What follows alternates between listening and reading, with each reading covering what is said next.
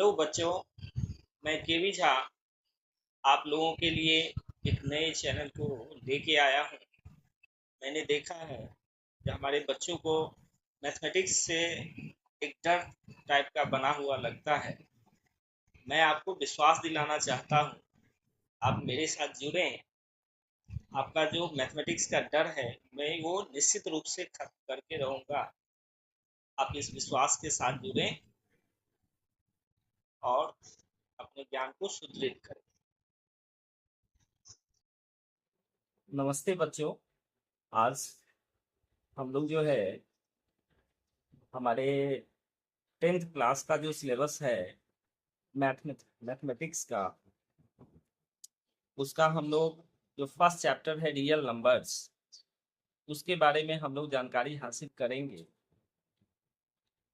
हम लोग मैथ्स को बहुत ही एक क्रिटिकल सब्जेक्ट के रूप में देखते हैं, लेकिन वास्तविक बातें ये होती है जो हम लोग उसको समझ नहीं पाते हैं। उन चीज़ों को अगर सावधानी से आप समझ लेंगे तो मैथ्स आपके लिए काफ़ी आसान हो जाएगा। ये ज़रूरी चीज़ें होती है जो उसके बेसिक थॉट्स को हम लोग समझें। मैं प्रयास करूंगा कि आप लोगों को मेन बेसिक चीज़ें जो है उसके बारे में जानकारी दे सकूं। हम लोगों का जो सबसे पहला चैप्टर है वो है रियल नंबर्स। इसको हिंदी में हम लोग वास्तविक संख्याएं कहेंगे। इन वास्तविक संख्याओं में बहुत सारी संख्याएं समाहित है, इंक्लूड है।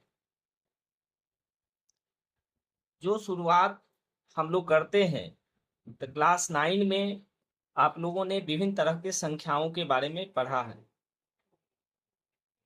जब संख्याओं का क्रम हम लोग शुरू करते हैं, उसमें सबसे पहला नंबर हम लोग का आता है नेचुरल नंबर का, जिसको हम लोग हिंदी में कहेंगे प्राकृत संख्याएं।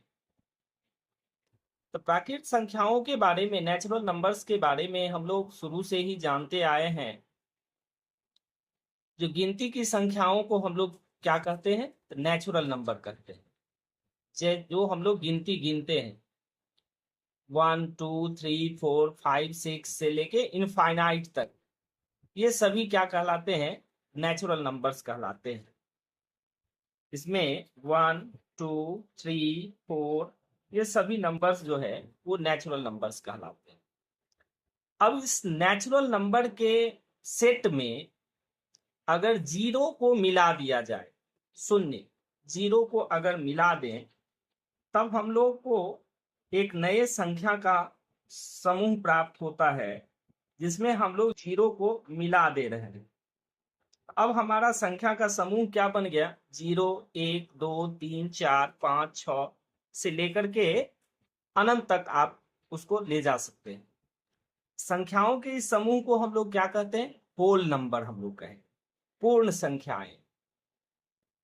जो आपका नेचुरल नंबर था प्राकृत संख्या, उसमें अगर शून्य को मिला दिया, जीरो को मिला दिया, वो क्या बन गया, हम लोग का होल नंबर बन गया, जिसको हम लोग हिंदी में पूर्ण संख्याएं कहेंगे।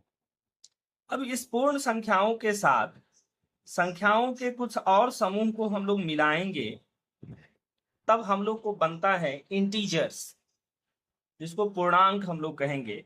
अब ये इंटीजर्स में माइनस इंफिनिटी से लेकर के प्लस इंफिनिटी तक जितनी भी संख्याएं आएंगी, माइनस इंफिनिटी से -3 -2 -1 0 1 2 3 से लेके प्लस इंफिनिटी तक, ये जो सेट हमारा हो गया, ये क्या कहलाता है, तो पूर्णांक कहलाता है, इंटीजर्स कहलाता है। अब ये इंटीजर्स जो होंगे, इसको एक अलग ग्रुप में भी हम लोग डालते हैं, जिसको हम लोग क्या कहते हैं, रेशनल नंबर्स हम लोग कहें। रेशनल नंबर, जिसको हम लोग उसके बारे में पढ़ चुके हैं क्लास 9 में। जो रेशनल नंबर्स किसको कहते हैं, तो वैसी संख्याएं जो P बट्टे Q के रूप में होती है, जो P बट्टे Q के रूप में रहेंगी, उसको हम लोग क्या कहेंगे, रेशनल नंबर कहेंगे।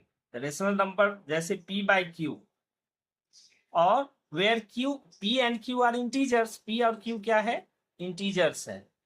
और इसमें एक कंडीशन लगा हुआ है, जो आपका जो q है, q मतलब दैट इज द डिनोमिनेटर, हर जिसको हिंदी में कहा जाता है, उसका मान 0 के बराबर नहीं हो सकता है। तो ऐसी संख्याओं को हम लोग कहते हैं रेशनल नंबर्स।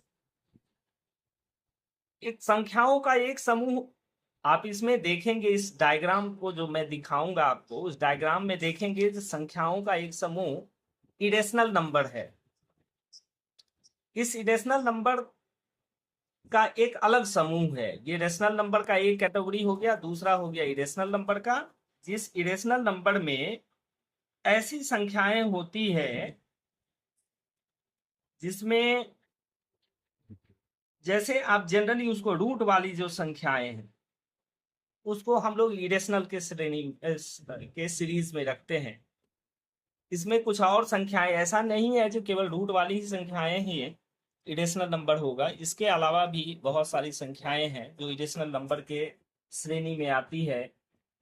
इरेशनल नंबर वास्तविक रूप से हम लोग जो डिफाइन करते हैं, तो वैसे नंबर्स जिसको आप डेसिमल में जब चेंज करोगे, तो डेसिमल में चेंज करने पर वो कैसे डेसिमल होंगे, तो नॉन टर्मिनेटिंग और नॉन रिपीटिंग डेसिमल्स होंगे।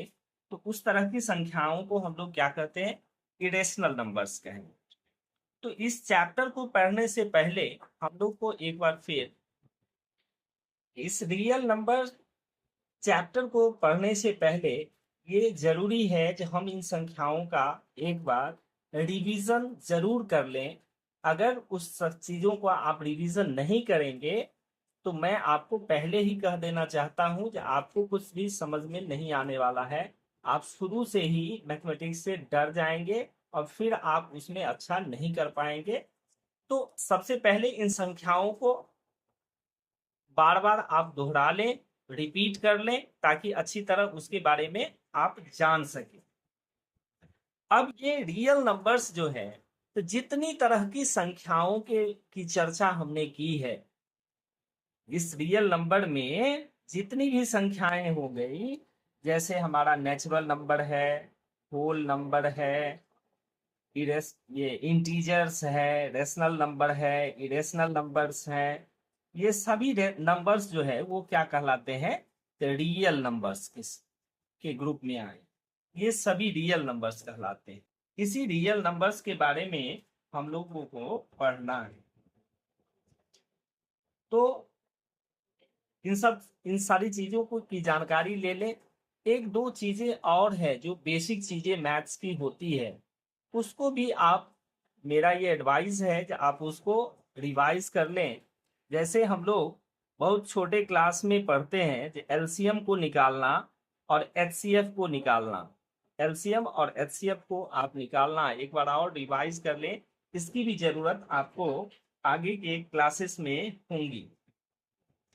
ये मेन बेसिक चीजें हैं, इसलिए मैं इसको दोहरा रहा हूं। जब हम लोग दो नंबर्स की बात करते हैं, तो जो हमारे सिलेबस में जो हमारा सबसे पहला जो टॉपिक आता है वो आता है Euclid's division lemma. Euclid's division lemma, division lemma. ये यूक्लिड्स डिवीजन लेमा, ये भी हम लोग दूसरे क्लासेस में पढ़ चुके हैं। जो हमारा जूनियर क्लास है उसी में इसके बारे में पढ़ाई होती है। ये एक्चुअली में जो डिवीजन का प्रोसेस है, तो डिवीजन का प्रोसेस, सपोज कीजिए हम नंबर 2 से एक नंबर लेते हैं 9, उसको हम डिवाइड करते हैं। तो डिवाइड करेंगे तो 2 4 जा 4 टाइम्स आप इसमें डिवाइड लगाएंगे, तो 2 4 जा 8। तो 9 में से 8 को आप माइनस कर लीजिए, तो कितना बच गया आपके पास, 1। अब यहाँ 9 जो हमारा है वो आप देखेंगे इस डायग्राम के द्वारा, इसको मैं दिखा रहा हूं। 9 हमारा कहलाता है डिविडेंड, डिविडेंड। और जिससे आप 9 को डिवाइड कर रहे हैं वो कहलाता है डिवाइजर, जिससे आप डिवाइड कर रहे हो। आई रिपीट, जिससे आप डिवाइड करोगे वो कहलाएगा डिवाइजर, और जिसमें आप डिवाइड करोगे वो डिविडेंड होगा, और डिवाइड करने पर जो रिजल्ट हमको मिल रहा है तो वो क्या कहलाता है, कोसेंट। उसको हम लोग क्या कहेंगे, कोसेंट।